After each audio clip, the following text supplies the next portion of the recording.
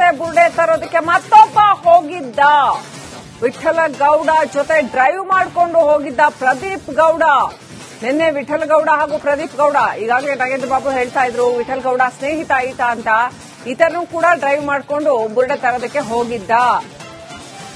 ವಿಠಲ್ ಗೌಡ ಜೊತೆ ಡ್ರೈವ್ ಮಾಡಿಕೊಂಡು ಬುರ್ಡೆ ತರೋದಕ್ಕೆ ಹೋಗಿದ್ದ ಇನ್ನೋರ್ವ ವ್ಯಕ್ತಿ ಪ್ರದೀಪ್ ಗೌಡ, ಆತನನ್ನು ಕೂಡ ಸ್ಥಳಕ್ಕೆ ಕರ್ಕೊಂಡೋಗಿ ಮಾರ್ಜರ್ ಮಾಡಿದ್ದಾರೆ ಪೊಲೀಸರು.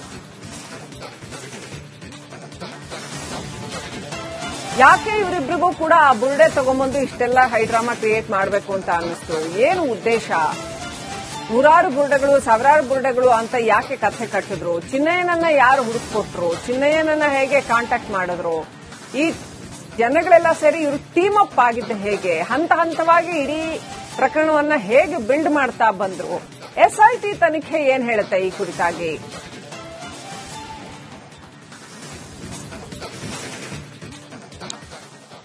ಓಕೆ, ನಾಗೇಂದ್ರ ಬಾಬು ಸಂಪರ್ಕದಲ್ಲಿದ್ದಾರೆ. Yes Nagendra Babu, please go ahead. Pradeep Gowda ಅವರನ್ನು ಕೂಡ ವಿಚಾರಣೆಗೆ ಈಡು ಮಾಡಿದೆ ಎಸ್ಐಟಿ.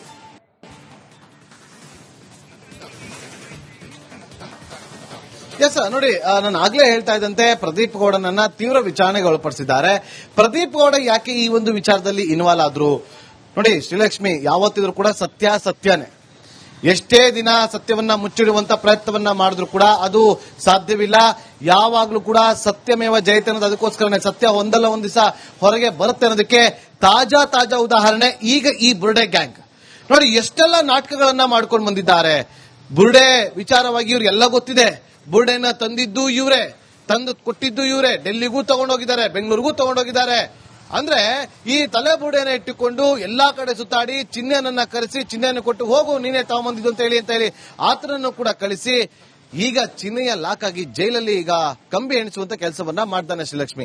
ಶಿವಮೊಗ್ಗ ಕೇಂದ್ರ ಕಾರಾಗೃಹದಲ್ಲಿ ಆತನಿಗೆ ವಿಶೇಷವಾದಂತಹ ಸೆಲ್ ಅನ್ನ ವ್ಯವಸ್ಥೆ ಮಾಡಲಾಗಿದೆ. ಭದ್ರತೆಯೊಂದಿಗೆ ಆತನನ್ನ ಕರ್ಕೊಂಡೋಗಿ ರಾತ್ರಿ ಎಸ್ಐಟಿ ತನಿಖಾ ತಂಡ ಬಿಟ್ಟು ಬಂದಿದೆ. ಇಷ್ಟು ದಿನ ಆತನನ್ನ ಬಳಕೆ ಮಾಡಿಕೊಂಡಿದ್ದಂಥವ್ರು ಎಲ್ಲರೂ ಕೂಡ ಈಗ ವಿಚಾರಣೆಯಲ್ಲಿದ್ದಾರೆ. ಆದ್ರೆ ಯಾರು ಈತ ಬಂದಲ್ಲ, ನಾನು ಶವಗಳನ್ನು ಹೂತಿಟ್ಟಿದ್ದೀನಿ ಅಂತ ಹೇಳ್ಕೊಂಡು ಇವರ ತಾಳಕ್ಕೆ ತಕ್ಕಂತೆ ಕುಣಿದಂತ ಚಿನ್ನಯ್ಯ ಇವತ್ತು ಜೈಲಿನಲ್ಲಿ ಕಂಬಿಯನ್ನ ಎಣಿಸ್ತಾ ಇದ್ದಾನೆ. ಹಾಗಾದ್ರೆ ಇವರೆಲ್ಲ ಯಾವಾಗ, ಇವರಿಗೆ ಯಾವ ರೀತಿಯಾಗಿ ಇವರ ವಿಚಾರವಾಗಿ ಸಾಬೀತಾಗುತ್ತೆ ಅನ್ನೋದು ಕುತೂಹಲಕ್ಕೆ ಕಾರಣವಾಗ್ತದೆ. ನೋಡಬೇಕು ಮುಂದೆ ಎಸ್ಐಟಿ ಯಾವ ಆಯಾಮದಲ್ಲಿ ತನಿಖೆಯನ್ನ ಮಾಡ್ತಾ ಹೋಗುತ್ತೆ ಅಂತೇಳಿ.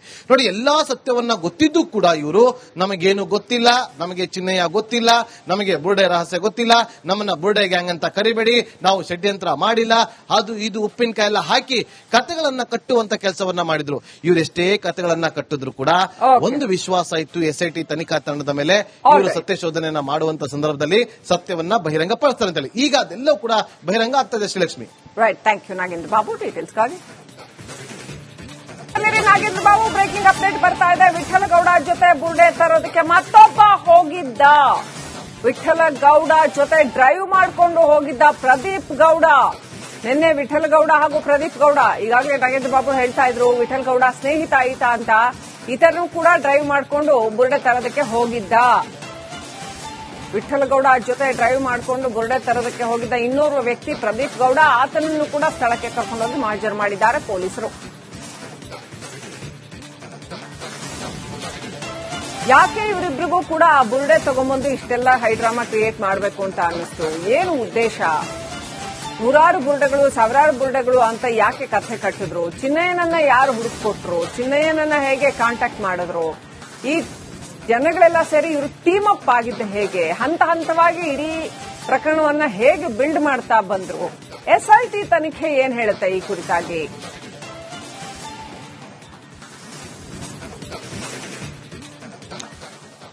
ಓಕೆ, ನಾಗೇಂದ್ರ ಬಾಬು ಸಂಪರ್ಕದಲ್ಲಿದ್ದಾರೆ. Yes Nagendra Babu, please go ahead. Pradeep Gowda ಅವರನ್ನು ಕೂಡ ವಿಚಾರಣೆಗೆ ಈಡು ಮಾಡಿದೆ ಎಸ್ಐಟಿ.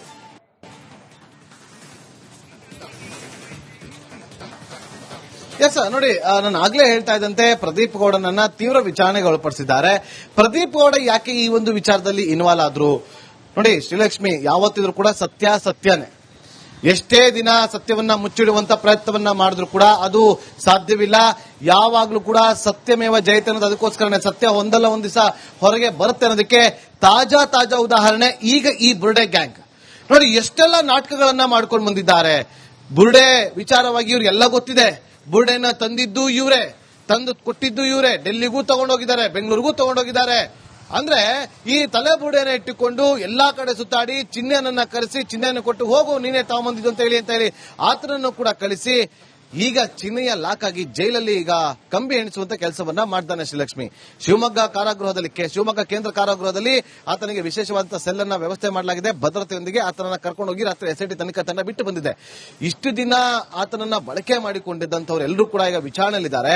ಆದ್ರೆ ಯಾರು ಈತ ಬಂದಲ್ಲ ನಾನು ಶವಗಳನ್ನು ಹೂತಿಟ್ಟಿದ್ದೀನಿ ಅಂತ ಹೇಳ್ಕೊಂಡು ಇವರ ತಾಳಕ್ಕೆ ತಕ್ಕಂತೆ ಕುಣಿದಂತ ಚಿನ್ನಯ್ಯ ಇವತ್ತು ಜೈಲಿನಲ್ಲಿ ಕಂಬಿಯನ್ನ ಎಣಿಸ್ತಾ ಇದ್ದಾನೆ. ಹಾಗಾದ್ರೆ ಇವರೆಲ್ಲ ಯಾವಾಗ ಇವರಿಗೆ ಯಾವ ರೀತಿಯಾಗಿ ಇವರ ವಿಚಾರವಾಗಿ ಸಾಬೀತಾಗುತ್ತೆ ಅನ್ನೋದು ಕುತೂಹಲಕ್ಕೆ ಕಾರಣವಾಗ್ತದೆ. ನೋಡಬೇಕು ಮುಂದೆ ಎಸ್ಐಟಿ ಯಾವ ಆಯಾಮದಲ್ಲಿ ತನಿಖೆಯನ್ನ ಮಾಡ್ತಾ ಹೋಗುತ್ತೆ ಅಂತೇಳಿ. ನೋಡಿ ಎಲ್ಲಾ ಸತ್ಯವನ್ನ ಗೊತ್ತಿದ್ದು ಕೂಡ ಇವರು ನಮಗೇನು ಗೊತ್ತಿಲ್ಲ, ನಮಗೆ ಚಿನ್ನಯ್ಯ ಗೊತ್ತಿಲ್ಲ, ನಮಗೆ ಬುರ್ಡೆ ರಹಸ್ಯ ಗೊತ್ತಿಲ್ಲ, ನಮ್ಮನ್ನ ಬುರ್ಡೆ ಗ್ಯಾಂಗ್ ಅಂತ ಕರಿಬೇಡಿ, ನಾವು ಷಡ್ಯಂತ್ರ ಮಾಡಿಲ್ಲ, ಅದು ಇದು ಉಪ್ಪಿನಕಾಯಿ ಎಲ್ಲ ಹಾಕಿ ಕತೆಗಳನ್ನ ಕಟ್ಟುವಂತ ಕೆಲಸವನ್ನ ಮಾಡಿದ್ರು. ಇವರೆಷ್ಟೇ ಕತೆಗಳನ್ನ ಕಟ್ಟಿದ್ರು ಕೂಡ ಒಂದು ವಿಶ್ವಾಸ ಇತ್ತು ಎಸ್ಐಟಿ ತನಿಖಾ ತಂಡದ ಮೇಲೆ, ಇವರು ಸತ್ಯಶೋಧನೆಯನ್ನ ಮಾಡುವಂತ ಸಂದರ್ಭದಲ್ಲಿ ಸತ್ಯವನ್ನ ಬಹಿರಂಗ ಪಡಿಸ್ತಾರೆ ಅಂತೇಳಿ. ಈಗ ಅದೆಲ್ಲವೂ ಕೂಡ ಬಹಿರಂಗ ಆಗ್ತದೆ Srilakshmi. Right, thank you Nagendra Babu ಡೀಟೇಲ್ಸ್ಗಾಗಿ. ನಾಗೇಂದ್ರ ಬಾಬು ಬ್ರೇಕಿಂಗ್ ಅಪ್ಡೇಟ್ ಬರ್ತಾ ಇದೆ. ವಿಠಲಗೌಡ ಜೊತೆ ಬುರ್ಡೆ ತರೋದಕ್ಕೆ ಮತ್ತೊಬ್ಬ ಹೋಗಿದ್ದ. ವಿಠಲಗೌಡ ಜೊತೆ ಡ್ರೈವ್ ಮಾಡಿಕೊಂಡು ಹೋಗಿದ್ದ ಪ್ರದೀಪ್ ಗೌಡ. ನಿನ್ನೆ ವಿಠಲಗೌಡ ಹಾಗೂ ಪ್ರದೀಪ್ ಗೌಡ ಈಗಾಗಲೇ ನಾಗೇಂದ್ರ ಬಾಬು ಹೇಳ್ತಾ ಇದ್ರು ವಿಠಲಗೌಡ ಸ್ನೇಹಿತ ಈತ ಅಂತ. ಈತನೂ ಕೂಡ ಡ್ರೈವ್ ಮಾಡಿಕೊಂಡು ಬುರ್ಡೆ ತರೋದಕ್ಕೆ ಹೋಗಿದ್ದ. ವಿಠಲಗೌಡ ಜೊತೆ ಡ್ರೈವ್ ಮಾಡಿಕೊಂಡು ಬುರ್ಡೆ ತರೋದಕ್ಕೆ ಹೋಗಿದ್ದ ಇನ್ನೋರ್ವ ವ್ಯಕ್ತಿ ಪ್ರದೀಪ್ ಗೌಡ. ಆತನನ್ನು ಕೂಡ ಸ್ಥಳಕ್ಕೆ ಕರ್ಕೊಂಡೋಗಿ ಹಾಜರು ಮಾಡಿದ್ದಾರೆ ಪೊಲೀಸರು. ಯಾಕೆ ಇವರಿಬ್ಬರಿಗೂ ಕೂಡ ಬುರ್ಡೆ ತಗೊಂಡ್ಬಂದು ಇಷ್ಟೆಲ್ಲ ಹೈಡ್ರಾಮಾ ಕ್ರಿಯೇಟ್ ಮಾಡಬೇಕು ಅಂತ ಅನ್ನಿಸ್ತು? ಏನು ಉದ್ದೇಶ? ನೂರಾರು ಬುರ್ಡೆಗಳು, ಸಾವಿರಾರು ಬುರ್ಡೆಗಳು ಅಂತ ಯಾಕೆ ಕಥೆ ಕಟ್ಟಿದ್ರು? ಚಿನ್ನಯ್ಯನನ್ನ ಯಾರು ಹುಡುಕ್ಕೊಟ್ರು? ಚಿನ್ನಯ್ಯನನ್ನ ಹೇಗೆ ಕಾಂಟ್ಯಾಕ್ಟ್ ಮಾಡಿದ್ರು? ಈ ಜನಗಳೆಲ್ಲ ಸೇರಿ ಇವರು ಟೀಮ್ ಅಪ್ ಆಗಿದ್ದ ಹೇಗೆ? ಹಂತ ಹಂತವಾಗಿ ಇಡೀ ಪ್ರಕರಣವನ್ನ ಹೇಗೆ ಬಿಲ್ಡ್ ಮಾಡ್ತಾ ಬಂದ್ರು? ಎಸ್ಐಟಿ ತನಿಖೆ ಏನ್ ಹೇಳುತ್ತೆ ಈ ಕುರಿತಾಗಿ?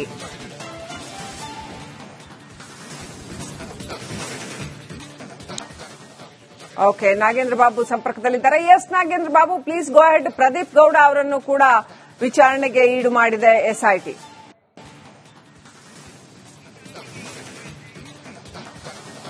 ಎಸ್ ನೋಡಿ, ನಾನು ಆಗ್ಲೇ ಹೇಳ್ತಾ ಇದ್ದಂತೆ ಪ್ರದೀಪ್ ಗೌಡನನ್ನ ತೀವ್ರ ವಿಚಾರಣೆಗೆ ಒಳಪಡಿಸಿದ್ದಾರೆ. ಪ್ರದೀಪ್ ಗೌಡ ಯಾಕೆ ಈ ಒಂದು ವಿಚಾರದಲ್ಲಿ ಇನ್ವಾಲ್ವ್ ಆದ್ರು? ನೋಡಿ ಶ್ರೀಲಕ್ಷ್ಮಿ, ಯಾವತ್ತಿದ್ರು ಕೂಡ ಸತ್ಯ ಸತ್ಯನೇ.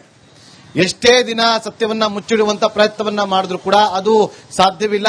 ಯಾವಾಗ್ಲೂ ಕೂಡ ಸತ್ಯಮೇವ ಜಯತೆ ಅನ್ನೋದು ಅದಕ್ಕೋಸ್ಕರನೇ. ಸತ್ಯ ಒಂದಲ್ಲ ಒಂದ್ ದಿವಸ ಹೊರಗೆ ಬರುತ್ತೆ ಅನ್ನೋದಕ್ಕೆ ತಾಜಾ ಉದಾಹರಣೆ ಈಗ ಈ ಬುರ್ಡೆ ಗ್ಯಾಂಗ್. ನೋಡಿ ಎಷ್ಟೆಲ್ಲ ನಾಟಕಗಳನ್ನ ಮಾಡ್ಕೊಂಡು ಬಂದಿದ್ದಾರೆ. ಬುರ್ಡೆ ವಿಚಾರವಾಗಿ ಇವ್ರಿಗೆಲ್ಲ ಗೊತ್ತಿದೆ. ಬುರ್ಡೆನ ತಂದಿದ್ದು ಇವರೇ, ತಂದು ಕೊಟ್ಟಿದ್ದು ಇವರೇ. ಡೆಲ್ಲಿಗೂ ತಗೊಂಡೋಗಿದ್ದಾರೆ, ಬೆಂಗಳೂರಿಗೂ ತಗೊಂಡೋಗಿದ್ದಾರೆ. ಅಂದ್ರೆ ಈ ತಲೆಬುರುಡೆಯನ್ನು ಇಟ್ಟುಕೊಂಡು ಎಲ್ಲಾ ಕಡೆ ಸುತ್ತಾಡಿ ಚಿಹ್ನೆಯನ್ನ ಕರೆಸಿ ಚಿಹ್ನೆಯನ್ನು ಕೊಟ್ಟು ಹೋಗು ನೀನೇ ತಗೊಂಬಂದಿದ್ದು ಅಂತ ಹೇಳಿ ಆತನನ್ನು ಕೂಡ ಕಳಿಸಿ ಈಗ ಚಿಹ್ನೆಯ ಲಾಕ್ ಆಗಿ ಜೈಲಲ್ಲಿ ಈಗ ಕಂಬಿ ಎಣಿಸುವಂತ ಕೆಲಸವನ್ನ ಮಾಡ್ತಾನೆ ಶ್ರೀಲಕ್ಷ್ಮಿ. ಶಿವಮೊಗ್ಗ ಕೇಂದ್ರ ಕಾರಾಗೃಹದಲ್ಲಿ ಆತನಿಗೆ ವಿಶೇಷವಾದಂತಹ ಸೆಲ್ ಅನ್ನ ವ್ಯವಸ್ಥೆ ಮಾಡಲಾಗಿದೆ. ಭದ್ರತೆಯೊಂದಿಗೆ ಆತನನ್ನ ಕರ್ಕೊಂಡು ಹೋಗಿ ರಾತ್ರಿ ಎಸ್ಐಟಿ ತನಿಖಾ ತಂಡ ಬಿಟ್ಟು ಬಂದಿದೆ. ಇಷ್ಟು ದಿನ ಆತನನ್ನ ಬಳಕೆ ಮಾಡಿಕೊಂಡಿದ್ದಂಥವ್ರು ಎಲ್ಲರೂ ಕೂಡ ಈಗ ವಿಚಾರಣೆಯಲ್ಲಿದ್ದಾರೆ. ಆದ್ರೆ ಯಾರು ಈತ ಬಂದಲ್ಲ ನಾನು ಶವಗಳನ್ನು ಹೂತಿಟ್ಟಿದ್ದೀನಿ ಅಂತ ಹೇಳ್ಕೊಂಡು ಇವರ ತಾಳಕ್ಕೆ ತಕ್ಕಂತೆ ಕುಣಿದಂತ ಚಿನ್ನಯ್ಯ ಇವತ್ತು ಜೈಲಿನಲ್ಲಿ ಕಂಬಿಯನ್ನ ಎಣಿಸ್ತಾ ಇದ್ದಾನೆ. ಹಾಗಾದ್ರೆ ಇವರೆಲ್ಲ ಯಾವಾಗ ಇವರಿಗೆ ಯಾವ ರೀತಿಯಾಗಿ ಇವರ ವಿಚಾರವಾಗಿ ಸಾಬೀತಾಗುತ್ತೆ ಅನ್ನೋದು ಕುತೂಹಲಕ್ಕೆ ಕಾರಣವಾಗ್ತದೆ. ನೋಡಬೇಕು ಮುಂದೆ ಎಸ್ಐಟಿ ಯಾವ ಆಯಾಮದಲ್ಲಿ ತನಿಖೆಯನ್ನ ಮಾಡ್ತಾ ಹೋಗುತ್ತೆ ಅಂತೇಳಿ. ನೋಡಿ ಎಲ್ಲಾ ಸತ್ಯವನ್ನ ಗೊತ್ತಿದ್ದು ಕೂಡ ಇವರು ನಮಗೇನು ಗೊತ್ತಿಲ್ಲ, ನಮಗೆ ಚಿನ್ನಯ್ಯ ಗೊತ್ತಿಲ್ಲ, ನಮಗೆ ಬುರ್ಡೆ ರಹಸ್ಯ ಗೊತ್ತಿಲ್ಲ, ನಮ್ಮನ್ನ ಬುರ್ಡೆ ಗ್ಯಾಂಗ್ ಅಂತ ಕರಿಬೇಡಿ, ನಾವು ಷಡ್ಯಂತ್ರ ಮಾಡಿಲ್ಲ, ಅದು ಇದು ಉಪ್ಪಿನಕಾಯಿ ಎಲ್ಲ ಹಾಕಿ ಕತೆಗಳನ್ನ ಕಟ್ಟುವಂತ ಕೆಲಸವನ್ನ ಮಾಡಿದ್ರು. ಇವರೆಷ್ಟೇ ಕತೆಗಳನ್ನ ಕಟ್ಟಿದ್ರು ಕೂಡ ಒಂದು ವಿಶ್ವಾಸ ಇತ್ತು ಎಸ್ಐಟಿ ತನಿಖಾ ತಂಡದ ಮೇಲೆ, ಇವರು ಸತ್ಯಶೋಧನೆಯನ್ನ ಮಾಡುವಂತ ಸಂದರ್ಭದಲ್ಲಿ ಸತ್ಯವನ್ನ ಬಹಿರಂಗ ಪಡಿಸ್ತಾರೆ ಅಂತೇಳಿ. ಈಗ ಅದೆಲ್ಲವೂ ಕೂಡ ಬಹಿರಂಗ ಆಗ್ತದೆ Srilakshmi. Right, thank you Nagendra Babu ಡೀಟೇಲ್ಸ್ಗಾಗಿ.